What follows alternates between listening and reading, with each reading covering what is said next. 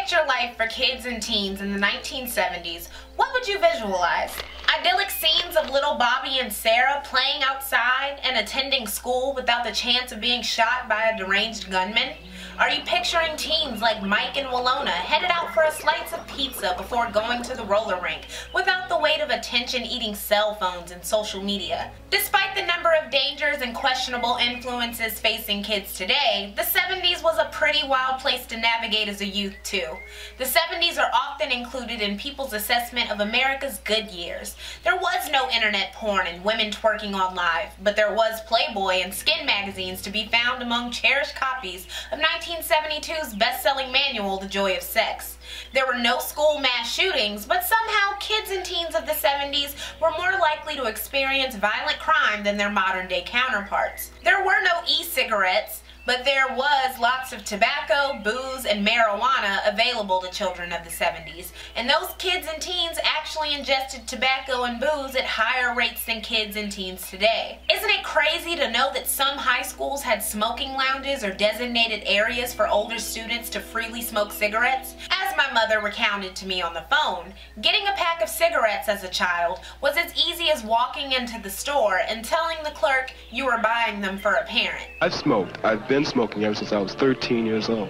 All the guys and girls I hang around with, they smoke. Smoking relaxes me. It was a different time, she said. Truly, Mother, truly. It was a time where many states had a legal drinking age under 21. Mix in the rise in crime, the rash of killers and cults, the desolation of the Vietnam War, and regular old puberty, and you've got an explosive time to grow up.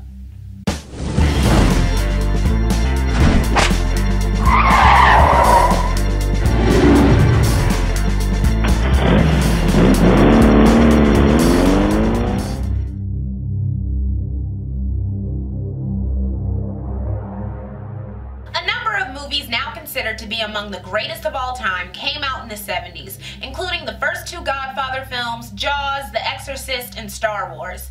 But a movie that stands out is Taxi Driver, starring Robert De Niro as a Vietnam vet named Travis Bickle, who takes up taxi driving in part to deal with his taxing insomnia. Taxi Driver depicts a dark, seedy, and gritty New York that I've alluded to earlier in the series. What kind of gritty New York? Among many other things, Jodie Foster stars as a 12-year-old prostitute. One of the standout lines, apart from the now iconic "You talking to me," is Travis Bickle telling the audience, "All the animals come out at night. Whores, skunk pussies, buggers, queens, fairies, dopers, junkies. Sick, venal. Someday a real rain will come and wash all this scum off the streets." Get off the fucking street I'm walking in! Bickle becomes that rain by the end of the film, murdering tons of people responsible for the pimping of the 12-year-old Jodie Foster character. Film critics the world over have pontificated about the state of America if an angry, violent, and mentally ill person like Bickle triumphs as a hero. But I want to talk about the dark and dangerous landscape that inspired the New York Travis Bickle drove his taxi through. Whether you were a slave, free black person, immigrant, woman, or anything else other than a well-off heterosexual white man, America, and let's face it, the world, has always been a dangerous place. But danger in America in the 70s seemed to be a lot more potent. Americans worried about their own safety and that of their children. Sometimes that safety was physical and other times it was spiritual. Firstly, increasing crime rates stemmed from deindustrialization, white flight, stagflation, and unemployment. It is at this time that the number of prisoners began to grow. Arrests for drug offenses rose, driving up statistics about crime that increased fear. Nixon declared a war on drugs. Public enemy number one in the United States is drug abuse. In order to fight and defeat this enemy, it is necessary to wage a new all-out offensive. A move that one of Nixon's top advisors would later admit as strategic. We knew we couldn't make it illegal to be either against the war or black, but by getting the public to associate the hippies with marijuana and blacks with heroin, and then criminalize criminalizing both heavily, we could disrupt those communities. The increased criminalization of drug use would have resounding effects on the black community throughout the 80s, 90s, and beyond. Another response to the reported increase in violent crime was the increase in gun ownership during the mid to late 70s. In fact, by 1980, roughly 50% of American households owned guns, a percentage that has not been topped ever since. Another thing contributing to the sense of fear among Americans in the 70s, especially those raising children, was the growing public interest in child abductions and missing teens. One 1975 study estimated that 1.7% of youth, or 519,000 to 635,000 minors, ran away a year for varying periods of time. Well, I know. I'm willing to do what's right, and that's why I called you. Do you think? But like, I don't want to live there anymore, and I don't want to go through what I'm going to go through when I get back. You see? Oh, I see. In the late 70s, roughly 1.8 million children a year were reported missing. Some disappearances were bizarre and far-fetched, like when in 1976, Chowchilla, California, a bus driver and 27 children were kidnapped by 3 men who wanted to hold them for ransom. This event ended in no fatalities, but was still wild for the times. In 1974, the far-left terrorist group Symbionese Liberation Army kidnapped publishing heiress Patricia Hearst, who then participated in a bank robbery and later claimed it was the result of brainwashing. Between 1976 and 1977, 4 Michigan kids aged 10 to 12 were murdered, and the culprit was never identified. But the child abduction case that generated national attention was that of 6-year-old Eaton Patz, who vanished in Manhattan one spring day in 1979. His body was never found, and his killer wouldn't be identified until 2017. This was the first high-profile child abduction case, and it's significant because the National Center for Missing and Exploited Children didn't come around until the 1980s.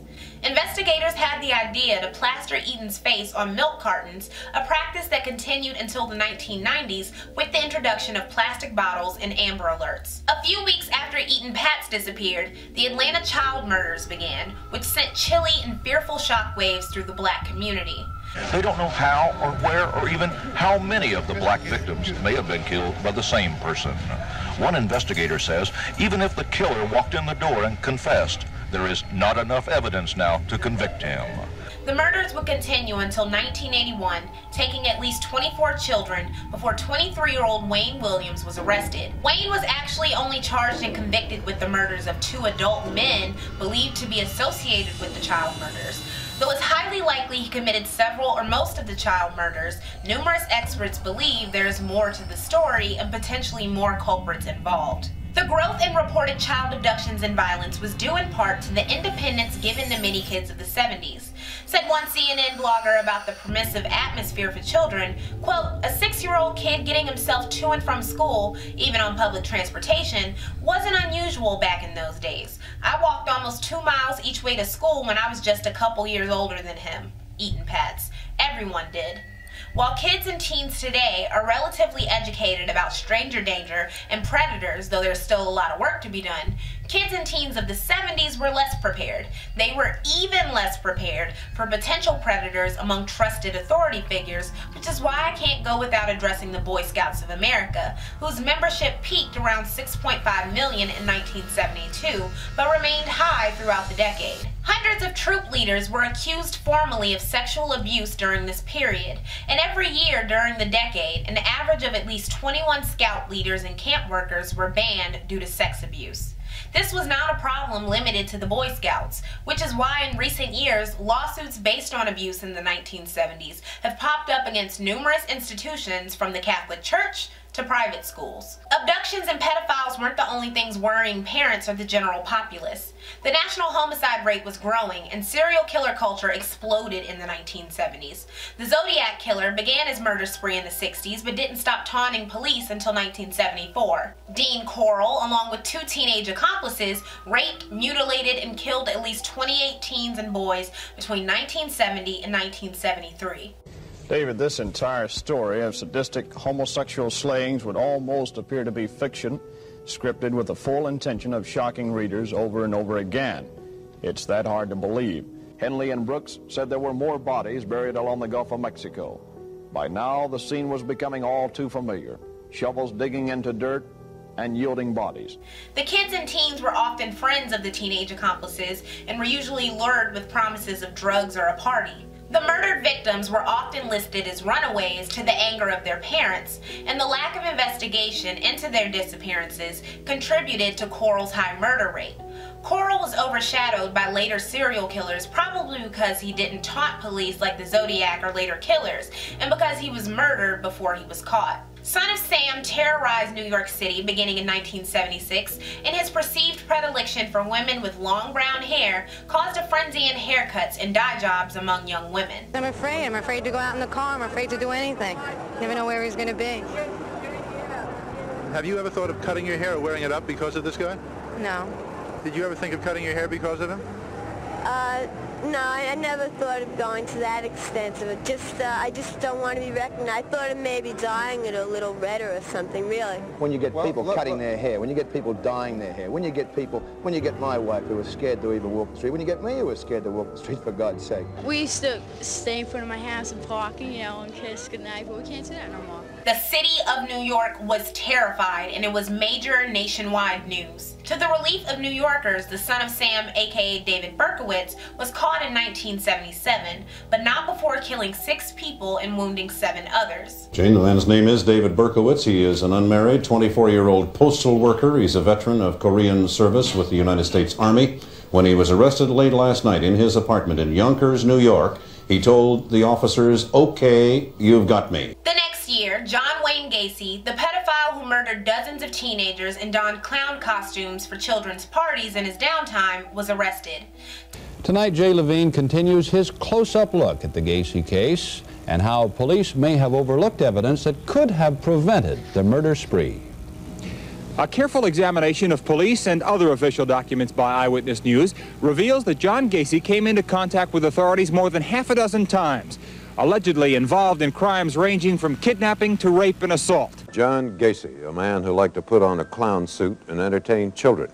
Now he is charged with 1 murder, and the police have found, at last count, 27 bodies buried under his house and garage, and 2 more in a nearby river. Ted Bundy, one of the most famous and popular despite his sick habit of necrophilia in addition to serial murder, thrilled newspaper columnists and attracted crowds of adoring young women. What is unusual to see is that many of the onlookers are women, young women, contemporaries of the 5 Florida State sorority sisters who were assaulted in their beds a year and a half ago.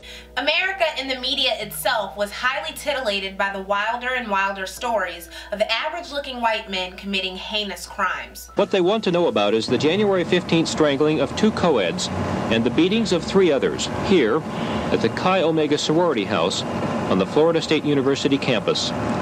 Bundy is the prime suspect because of the nature of the murders, brutal sexual assault.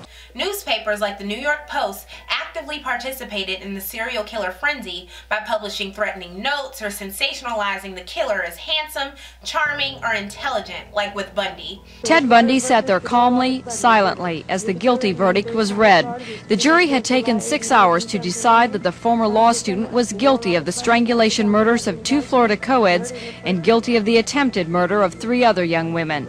Minutes before the verdict was returned, Bundy told ABC News in a telephone interview that he was prepared for the worst. Who really needed stories about the boogeyman when you could talk about Bundy or Gacy? These crimes and the way they were sensationalized and reported was another sign screaming danger at many Americans, including parents. It was many parents' worst nightmare to click on the TV or unfold the newspaper and see their child's face plastered as a murder victim, or worse, the participant of a heinous murder, like the teens who helped Dean Coral or the runaway teens involved in the Manson family. I mention the Manson family because the trial of the cult leader Charles Manson and his followers for murdering 7 people in 1969 opened up the 70s and served as an official severance from the innocent flower child hippie free love movement of the late 60s. Charles Manson and his followers' theatrics were broadcast daily to an enraptured American audience. Charlie gets letters from little girls every day. They come from New Hampshire, Minnesota, Los Angeles, a 1970 Rolling Stone article declared. Newspapers swarmed the packed courthouse overseeing the Manson trial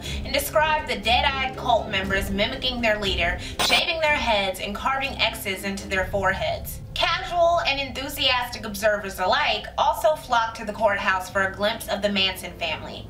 People were fascinated and terrified at the reality of once average teens coming under Manson's violent influence, and the media was quick to celebritize Manson with their extensive coverage of him and his nonsensical yet provocative soundbites. Manson is sort of a showman, like when he tried to, as he puts it, take me to a higher level.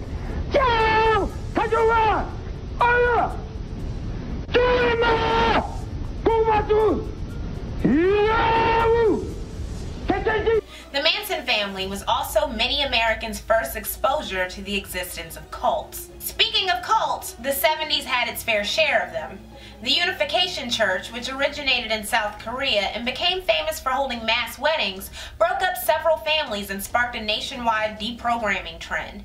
Unification members, known as Moonies, would send members out to the streets or airports to meet quotas of $100 or $200 a day before they could come back to the group. Then they'd give all the money to the leader. They were sleeping in vans and not really eating. They were going through extreme, intense indoctrination programs. They were very easily influenced and controlled. Concerned parents across the nation began theorizing that brainwashing and mind control were the reasons for sudden religious or ideological conversions in their children. In fact, conservatorship cases involving young adults in new religious movements increased in the mid-70s, and not just for cults like the Unification Church, but for far-out concepts like Hare Krishna. Another cult was Children of God, which began in the 60s but grew in the 70s and attracted youth on college campuses, often with a method known as flirty fishing, in which a female member attracted potential converts with the promise of sex. In 1977, the founder, David Berg, claimed he was God's prophet. As the years went on, the cult would come to be accused of child sex abuse, and membership fell. Numerous murders and scandals have been attributed to Children of God, and it's no wonder in 1972 that parents had the good sense to form FREECOG, or Parents Committee to Free Our Sons and Daughters from the Children of God, which later became the Cult Awareness Network in 1984. A prominent deprogrammer was Ted Patrick, who helped hundreds of people kidnap loved ones suspected of joining a cult after his own son had been approached by Children of God. The man known as Black Lightning would be sued and arrested for kidnapping several times. A 1978 article quoted him as saying, "There's nothing religious about these cults. It's a multi-billion-dollar con game. It's also a movement to turn this country into a totalitarian nation, a controlled society ruled by a handful of philosopher kings. The cults are growing by the days, over 5,000 of them now. You see them at the schools. They are infiltrating organized religion. You see them at the parks, beaches, on your street, knocking on your door. Everywhere you turn, you see these people. We haven't made a dent." He was being dramatic as fuck, but there really was a growing rise in cults. Sometimes Patrick actually did rescue young people from cults, but he also helped parents kidnap adults who lived lifestyles their parents didn't agree with. For instance, in 1982, he kidnapped a 19-year-old whose parents said she had been led into lesbianism through mind control. The most infamous cult of the 1970s was the People's Temple, led by Jim Jones, a charismatic Pentecostal-influenced preacher who often considered himself black and adopted black children. He began his church in Indiana in the 50s, but in 1970, he was attracting hundreds of congregants in San Francisco. At a time when many churches were segregated, he was welcoming the black members and considered his church a haven from racism. He preached socialist and utopian principles that sounded good to those who were down on their luck or particularly downtrodden, and he used his growing influence and coffers to support progressive Democratic candidates, run nursing homes and health centers, and help the needy. But at the same time, he was declaring the Bible false, calling himself God's true prophet, doing a lot of drugs. And by 1973, he was mentioning the term revolutionary suicide. The next year, he began building a planned utopian community in Guyana. In 1977, the San Francisco Chronicle wrote a scathing and critical piece on Jones, calling attention to the numerous former members who alleged violence or theft by the influential preacher. During regularly scheduled family meetings, attended by up to 1,000 of the most devoted followers, as many as 100 people were lined up to be paddled for such seemingly minor infractions as not being attentive enough during Jones's sermons. But violence and humiliation weren't the only things on the menu. Members found themselves giving up money and control of their lives for acceptance in Jones's cult. One former black member explained why. Some blacks gave out of fear that they could end up in concentration camps. The money was needed, she was told, to build up this other place, Guyana, the promised land, so we could have some place to go whenever the fascists in this country were going to destroy us like they did the Jews. Jones said that they would put black people in the concentration camps and they would do us like the Jews in the gas ovens. Jones convinced the most loyal of his flock to move with him to Guyana in 1977, where things would quickly disintegrate among Jones's increasing drug use and an inquiry from a local politician, Leo Ryan.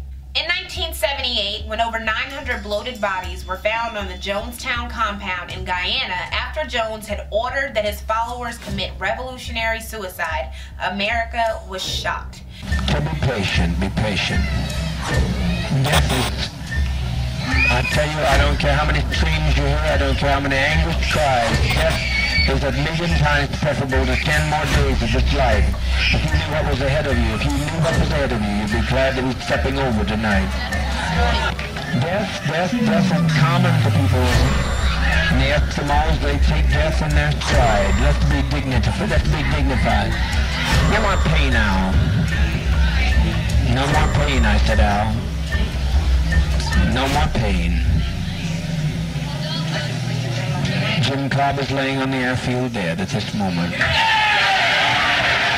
It was later revealed that though many drank poison Kool-Aid willingly, a lot of the Jonestown victims had been forced at gunpoint to drink the concoction or feed it to their children. 71% of the victims were black. Nearly 300 were children.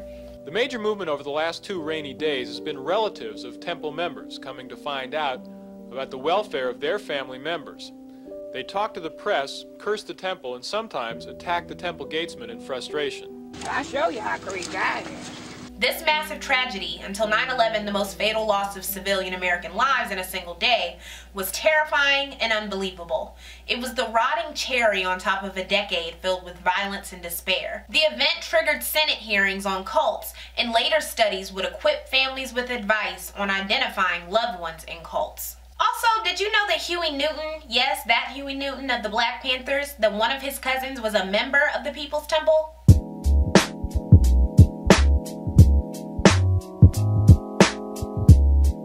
So Taxi Driver was a really big movie, but Deep Throat might have been bigger. The porno classic debuted in 1973 to rave reviews and high ticket sales. It was a time when porno was chic, and going out on a Saturday night can include leaving the kids with the babysitter for a trip to see Deep Throat or another popular film like Devil and Mrs. Jones. Pornographic movies, books, and pictures abound across our land.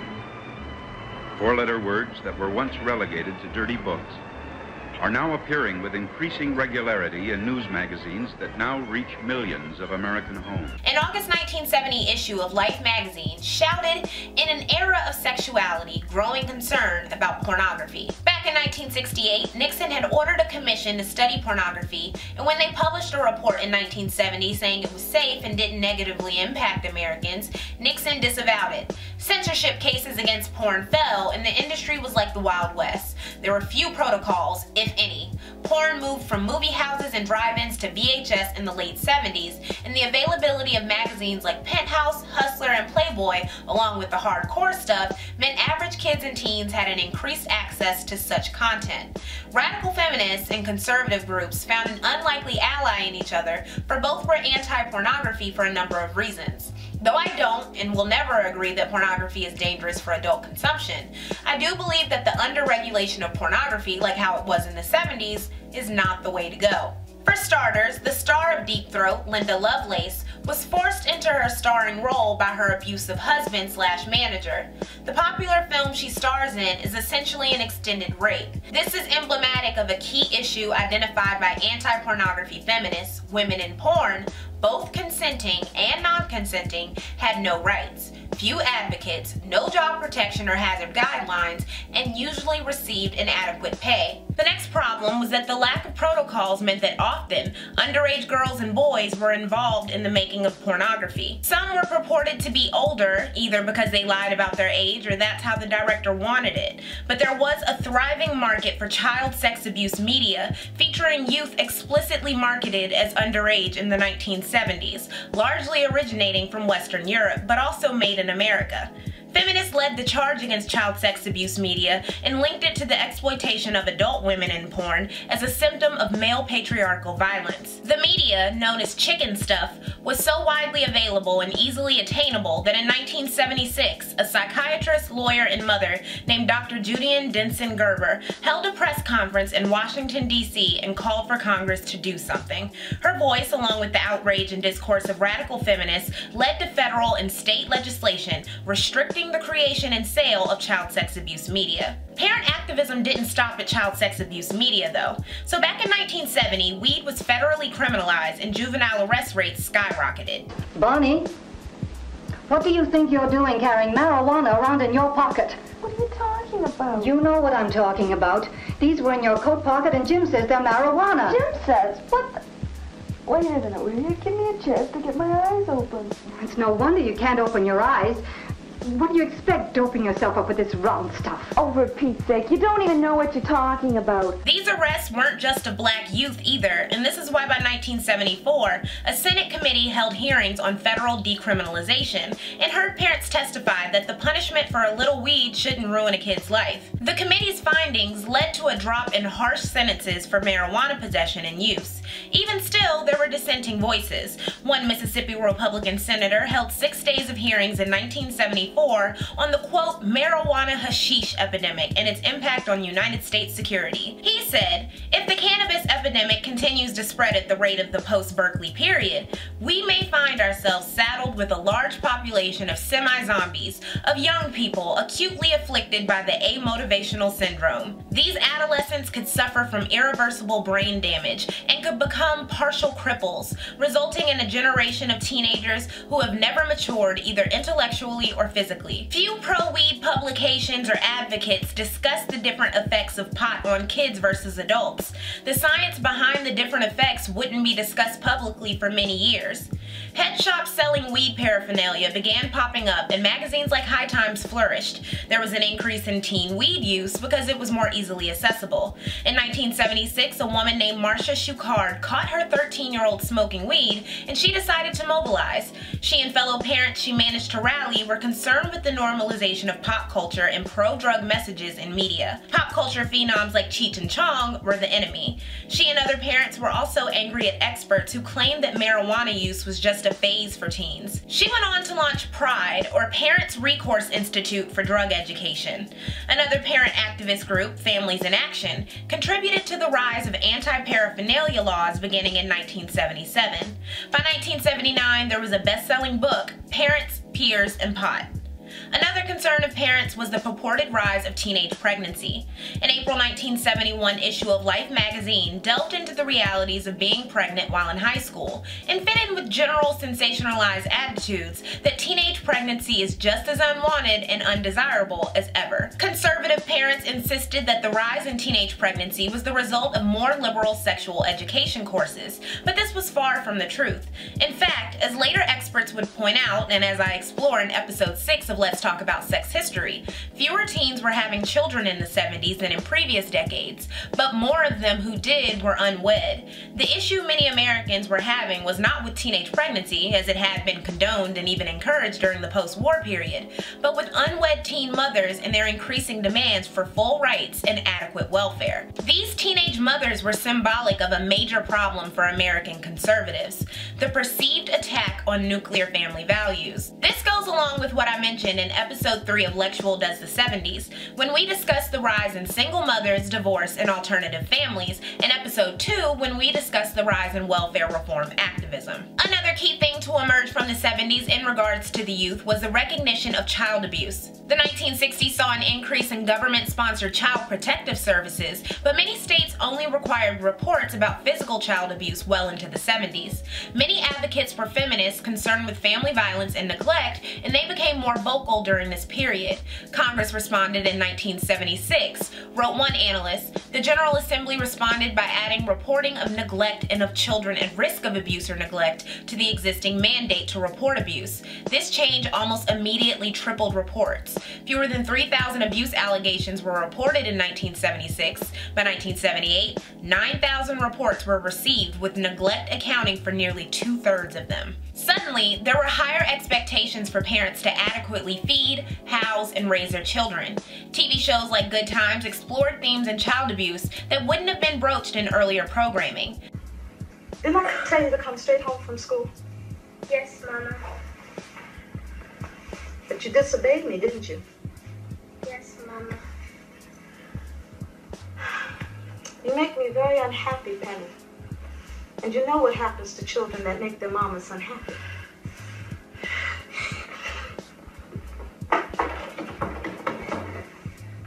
I locked it. I knew that would be the first place you tried to hide. Please, Mama, I promise I won't be a bad girl anymore. Please, I won't be a bad girl anymore. Please, I promise. Please. Oh no, Mama, please.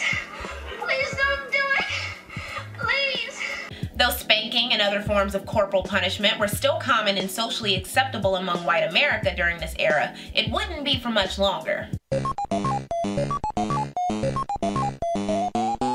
So far, this episode has been pretty grim, but the 70s, of course, weren't all negative for kids and teens. It was during this period that pizzerias and roller discos were all the rage, especially in big cities like New York and Chicago. Skateboards had been around since the 40s, but in the early 70s they were improved in quality. By 1972, they were catching on with the new generation. With no skate parks in existence, teens headed to public locations in major cities, and eventually an underground yet professional culture emerged with cash prizes and rankings. The first skate parks popped up in California in 1976, the same year the state experienced a drought. Because of empty swimming pools, skateboarders began experimenting. Skateboarding would continue to be popular for decades to come. Something that wasn't as long-lasting were pet rocks, which debuted in 1975 and sold for $4 a piece. Over 1 million of these rocks were sold, and they included a 32-page manual titled The Care and Training of Your Pet Rock. For teens who desired more stimulation, there was a major industry brewing: video games. Lots of innovative yet low-quality games popped up in the 70s, but one stood above the rest. The Atari-produced Pong debuted to an enraptured audience in 1972. Initially available in bars and arcades, the home version stormed the market in 1975. It cost about $100 to $250, or nearly $500 to $650 in today's money. This was a major gift for a kid or teen to receive when you consider the cost of living and the economic crises of the decade. In 1977, Mattel put gaming devices in the hands of more children with their $30 electronic football game.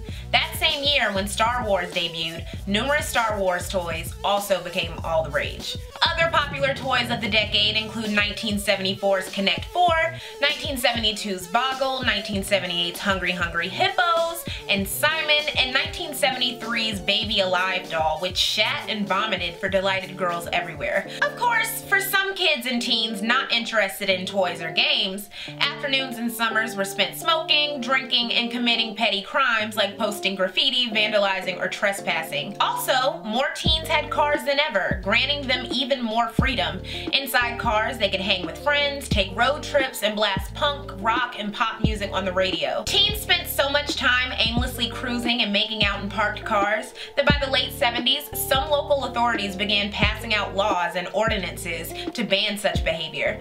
This was partially rooted in racism, as the improvement of freeway systems like in California and the increase in teen car ownership meant blacks and Latinos from poor neighborhoods heading into the nicer ones. Oh, and about radio stations. They were beginning to cater to youth audiences. In 1971, it was reported that radio stations were moving away from classical music, aka good music, to pop music. Meanwhile, on TV, more networks were providing content for the youth. Did you know there was a 1970s version of Sabrina the Teenage Witch? In November 1969, Sesame Street began airing and quickly became a popular staple of the 70s and decades to come. ABC's after-school special series began debuting in October 1972. The first Schoolhouse Rock episode premiered in 1973.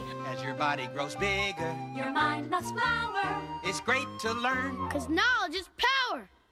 It's Schoolhouse Rocky, a chip off the block of your favorite schoolhouse, Schoolhouse Rock. Other popular shows for teens that weren't explicitly marketed to them were cause for alarm for some parents, like Charlie's Angels. In 1976, one writer declared, "Softcore porn sneaks into primetime." On Saturday mornings, the nation's youth was treated to hours of cartoons.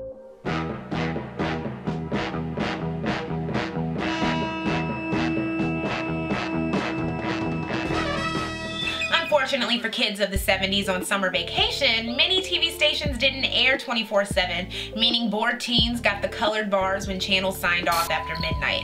As for movies, teens were able to hit up theaters for some of the most iconic slasher films, like 1974's The Texas Chainsaw Massacre and 1978's Halloween. Speaking of movies, the rating system was a lot different. There was no such thing as PG-13 until 1984. Before then, a lot of PG movies contained content that would now be seen as unsuitable for preteens. The R rating caused a lot of trouble too, notably when 1973's The Exorcist hit theaters. It featured a possessed 12-year-old masturbating, so it should have been rated X, but it was also a big budget film that needed to attract major crowds, so it was given an R rating. People were outraged that many of the movie's patrons were unaccompanied minors. Something that blossomed during the decade was young adult fiction. Prior to the late 60s publications of The Outsiders and The Contender, most fiction geared towards 12 to 18-year-olds was unrealistic and square. These two books brought an interest to YA literature, revving up the market we have today. Magazine publishers also saw a lucrative audience in the youth, and Right On and Tiger Beat became popular sources of celebrity gossip for tweens and teens. There were also a lot more choices for kids and teens to express themselves through fashion when compared to their parents. For example, in 1977, a New York Times article read, "Sneaker selection a few years ago rarely troubled anyone. Girls got white sneakers, boys got black, and both usually bought the cheapest in the store. These days, the sneaker seeker is confronted with nearly 40 styles in many stores, and you can spend up to $40 on one pair." T-shirts, which until around 1974 were seen as underwear and not often socially accepted, became popular and suddenly available with slogans and designs. Jeans were all the rage, and Farrah Fawcett, whose famous poster hung on the bedroom walls of many a teenage boy and girl, popularized the one-piece swimsuit. She was also the source of the feathered hair trend. Another fad kids and teens enjoyed were mood rings, which stormed the market in 1975. The earliest rings cost anywhere from $45 to $300, and some were even made with real gold.